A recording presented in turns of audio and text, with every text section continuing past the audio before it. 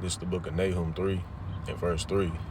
The horseman lifted up both the bright sword and the glittering spear, and there was a multitude of slain, and a great number of carcasses, and there was none end of the corpses. They stumbled upon their corpses.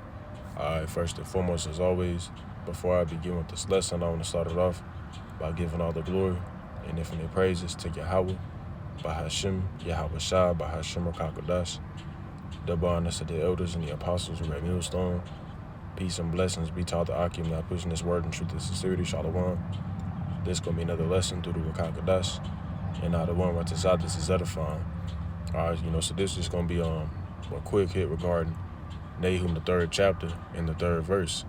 Alright, and basically what inspired me to do this was this video that I got pulled up on my phone. Right, as you see, this is what Nahum was describing, man. Right, because Yahweh Shema Shah gave prophets visions, right, of future prophecies, man. Right, and whatever he told them, whatever they saw, he told them to write down, right, in the scriptures, so that we would have for our learning in these last days, man. Right, and as we go back to it, right, it says the horseman lifted up, broke the bright sword and the glittering spear. Right, and in today's time, the modern day bow, spear, and also sword, right, are these firearms, man. Right, whether that be maybe AK-47s, Glocks, micro Dracos, M16s, whatever the case may be. Right, those are those bright swords and glittering spears, man. Right, and the reason he described them like that is because of what you see on the screen, man. That bright ass flame that comes out of the tip of the barrel whenever it's the gun is let off, man. I can go ahead and play the clip so you can see, man. All right.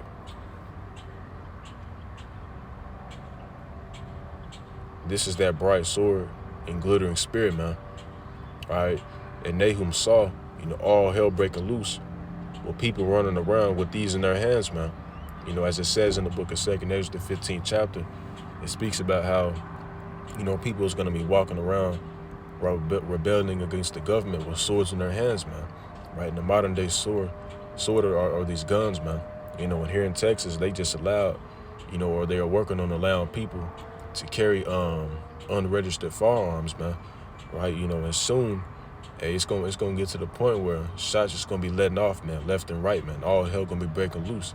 Right? And that prophecy in Nahum, the 3rd chapter and the 3rd verse, that's gonna be fulfilled, man.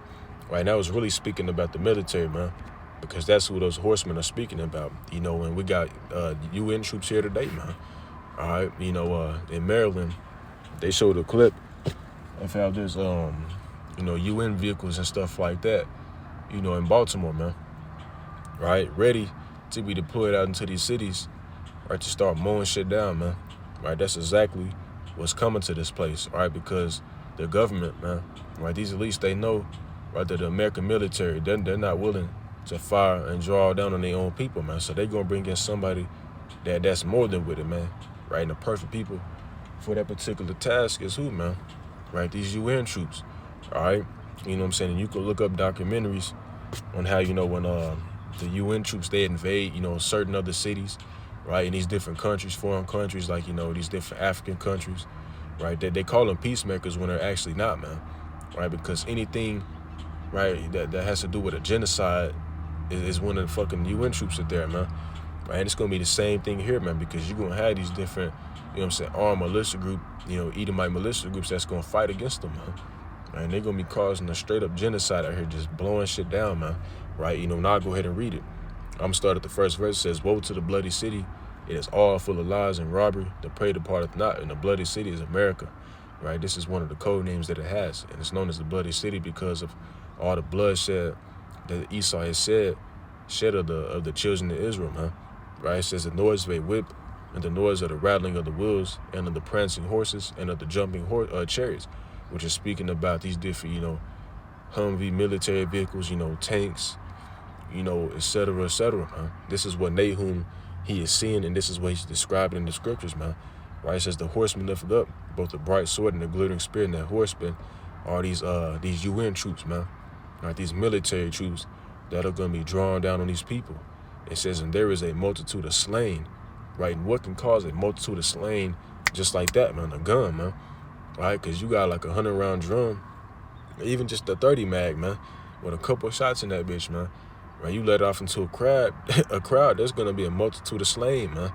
Right, it says in that great number of carcasses, and there was none in of their corpses. They stumble upon their corpses, and that's how bad it's gonna get out here, man. Right, because you're gonna have the only regular citizens using this bright and glittering spear, but you're gonna have ultimately, right, the UN troops, man, the military out here, drawing down on people, man. Right, but that's pretty much all I had to bring out, man. I just wanted to, touch on Nahum, the 3rd chapter and the 3rd verse, because this is what that made me think about, man. Right, that bright sword and that glittering spear that Nahum is describing, man.